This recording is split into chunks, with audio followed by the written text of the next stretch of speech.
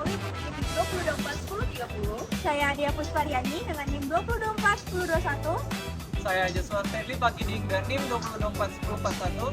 Saya Dinar Kanti Amalia dengan NIM 2024 1022. Saya Akso Purusobandono dengan NIM 2024 1015. Dan saya Muhammad David Ardan dengan NIM 2024 1056. Jadi di sini kami akan membahas analisis bisnis model kanvas dan peluang inovasi dari UMKM Saada Bakery. Nah, teman-teman tahu nggak sih apa itu UMKM Saada Bakery? Yuk kita kenalan. Let's go! Nah, Saada Bakery sendiri merupakan usaha roti rumahan yang dirintis oleh Ibu Saada pada tahun 1998 di kota Balikpapan. Usaha ini dimulai dari skala kecil dengan proses produksi yang sederhana, namun tetap menjaga konsisten kualitas rasa dan kesegaran produk.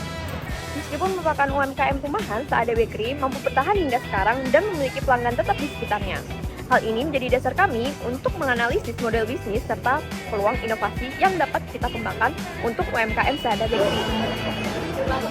Yang pertama, kita akan membahas tentang analisis kekuatan, kelemahan, peluang, dan ancaman dari UMKM Saada Bakery.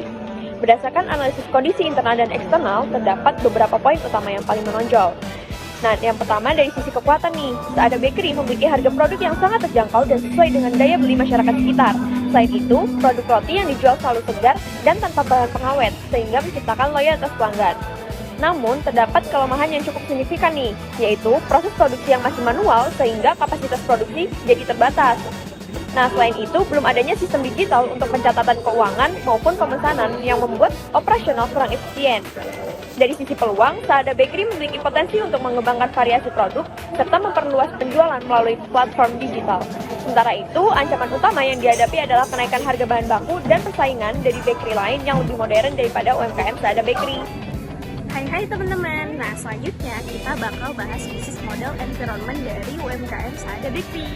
Nah, jadi yang pertama kita bakal bahas industri force. Jadi, faktor yang paling dominan yang biasanya terjadi atau terlihat itu adalah persaingan bakery yang dimana dia ini sudah banyak mengaplikasikan sosial media dan juga menawarkan produk-produk yang lebih modern. Selain itu, produk-produk substitusi seperti kue kering, minuman kekinian, juga makanan instan menjadi salah satu ancaman yang paling dominan di dalam industri force ini sendiri. Nah, selanjutnya adalah market force. Jadi, konsumen Saada Bakery ini sendiri cenderung sensitif terhadap harga nih teman-teman. Bahkan perubahan kecil aja di dalam suatu harga itu sangat mempengaruhi permintaan yang masuk ke dalam Saada Bakery ini sendiri. Makanya kenapa switching cost yang rendah itu juga dapat membuat konsumen-konsumen itu dia dengan gampang beralih ke bakery lain atau ke tempat toko kue roti lain-lain. Oke, bisnis model environment selanjutnya adalah key trends. Jadi trends masyarakat yang dimana menyukai banyak produk alami. Aku yakin deh, pasti teman-teman suka kan produk alami, produk yang tanpa pengawet dan segala macam. Dan itu tuh menjadi salah satu peluang yang sangat besar nih teman-teman untuk si Saada Bakery ini sendiri. Namun seiring perjalanan waktu, seiring perkembangan zaman dan perkembangan teknologi, sistem digital tuh sangat dibutuhkan banget. Bahkan itu menjadi sebuah tuntutan untuk usaha-usaha zaman sekarang supaya tidak tertinggal. Oke, dan yang terakhir di dalam bisnis model environment ini adalah macroeconomic force. Jadi kenaikan harga bahan baku nih seperti tepung, susu, yang dimana itu dipengaruhi oleh kondisi global. Jadi suatu faktor utama kenapa biaya produksi itu naik gitu, mempengaruhi. Nah, keterbatasan modal itu juga mempengaruhi ruang ekspansi usaha dari Saada Bakery di sini.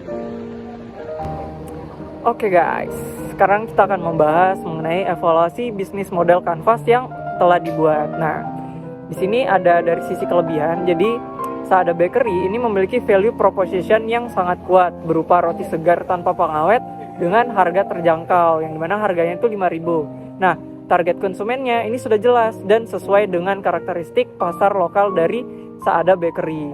Nah, hubungan yang dekat dengan pelanggan ini menciptakan suatu loyalitas yang sangat tinggi. Selain itu, penggunaan bahan baku lokal dan tenaga kerja skala kecil membuat struktur biaya relatif efisien.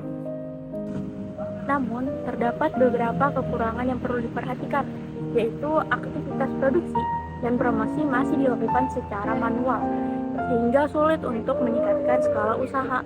Dan juga sumber daya yang terbatas, baik alat maupun SDM, membuat bisnis ini kurang fleksibel dalam memenuhi permintaan pasar besar.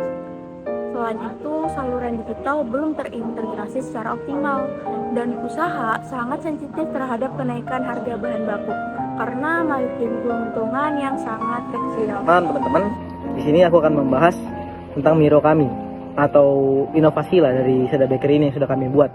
Nah, sebelum itu aku akan ngasih tahu kita menggunakan metode apa.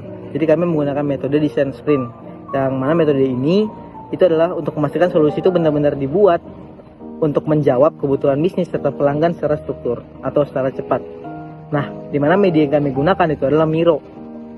Nah, di Miro ini cara kami melakukan pengembangan Sada Bakery ini, kami pertama menentukan dulu apa itu long term goal Sada Bakery. Jadi long term Sada Bakery sendiri itu yang pertama adalah memiliki sistem pemesanan digital, meningkatkan kepercayaan pelanggan, menaikkan penjualan harian, serta membuka peluang ekspansi ke pasar bisnis to bisnis tanpa mengorbankan harga mereka yang murah itu dan juga kualitas produk mereka. Nah, dari long term goal ini kita dapatlah pertanyaan yang akan kita buat sebagai identifikasi resiko utama. Contohnya itu adalah seperti apakah pelanggan itu mau menggunakan sistem digital tersebut, apakah operasional itu tetap akan efisien, dan apakah digitalisasi itu dapat meningkatkan kepercayaan pelanggan gitu. Nah, pertanyaan ini akan menjadi dasar dalam menentukan arah solusi kita. Dimana sebelum kita menentukan arah solusi kita harus membuat yang namanya how might we dulu, atau bagaimana cara si perusahaan itu bisa berubah gitu. Kami merumuskan resiko-resiko dari sprint question tersebut, yaitu bagaimana membuat sistem digital yang mudah digunakan, mempercepat proses pemesanan, terus bagaimana cara mengulangi kesalahan, dan bagaimana cara kita tuh memperkuat citra Sada Bakery sebagai toko roti yang modern gitu dan bisa dipercaya. Nah, setelah kita membuat how might we, kita memprioritaskan solusi yang bakal kita ambil. Nah, jadi kami tuh ada yang namanya 4 solusi. Dimana solusi pertama itu adalah mesin otomatis, solusi kedua ada website menu, solusi ketiga ada bekerja sama dengan mitra-mitra yang ada, dan solusi keempat itu ada auto promotion.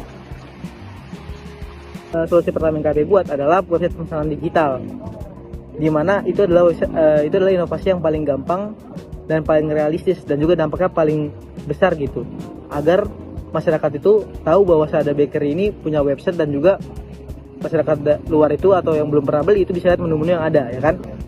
Nah, ini ada prototipe dari website kami, dimana kami itu mengembangkan prototipe website Sada Bakery yang menampilkan menu digital lengkap, harga yang jelas dari menu tersebut, dan tampilan yang sederhana. Nah, website ini kami buat adalah untuk membantu pelanggan menentukan pilihan lebih cepat dan mengurangi ketergantungan pada staff untuk menjelaskan menu-menunya. Walaupun kita punya board menu, ya kan, tapi kan orang tuh bakal tetap ngelihat dulu. Sedangkan kalau kita punya website, dia bisa nentuin menu apa yang dia beli, baru dia langsung datang ke situ, ya kan, langsung datang ke tempat pembeliannya. Ya, kita lanjut ke namanya pembahasan BMC. Kenapa kita bahas BMC lagi? Karena BMC ini spesial. Itu BMC yang udah kita perbarui dari hasil analisis kita tadi, analisis kami tadi, ya kan, menggunakan Miro atau menggunakan sprint tadi. Nah, yang pertama itu ada solusi dari key partner, di mana kita tuh menambahkan itu kerjasama distributor roti, di mana Sada Bakery kan penjual roti ya. Nah, jadi kami membuat solusi yang mana Sada Bakery itu harus membuat hubungan jangka panjang dengan kafe-kafe yang belum memiliki distributor roti sendiri, biar Sada Bakery itu lebih terkenal. Nah, yang kedua itu ada namanya dari key activity, di mana seperti tadi kita membuat solusi yaitu menggunakan mesin otomatis. Jadi otomatis roti tersebut tuh nggak usah dibuat secara manual lagi, jadi udah pakai mesin gitu, jadi biar lebih gampang. Yang ketiga itu ada key resource. Kita membuat yang namanya mesin otomatis, dimana mesin otomatis ini bakal ngebuat tim 8 orang itu yang sebelumnya kita kekurangan SDM, otomatis itu bakal lebih cukup. Dan terakhir itu ada dari channel, penggunaan website. Penggunaan website tadi ada solusinya ada 2 kan. Kita kan pakai website tuh, otomatis dari website itu ada database, terus ada makanan favorit dari pelanggan. Nah, otomatis si Sada Bakery itu bakal tahu gitu apa aja menu yang populer di pelanggan. Dan juga kita tuh menggunakan tadi yaitu pemasaran secara otomatis atau automation promotion. Jadi teman-teman, itu dia hasil analisis kami terhadap UMKM Saada Bakery sampai memberikan inovasi yang berdampak nyata kepada Saada Bakery sendiri. Kami bukan hanya menyelesaikan tugas kami, tapi kami benar-benar memberikan dampak nyata kepada UMKM Saada Bakery hingga diterapkan. Kami sudah membuat website dan berbagai inovasi yang langsung diterapkan oleh Saada Bakery. Mungkin sekian dari kelompok 6 DTI. Kurang lebihnya mohon maaf. Wassalamualaikum warahmatullahi wabarakatuh.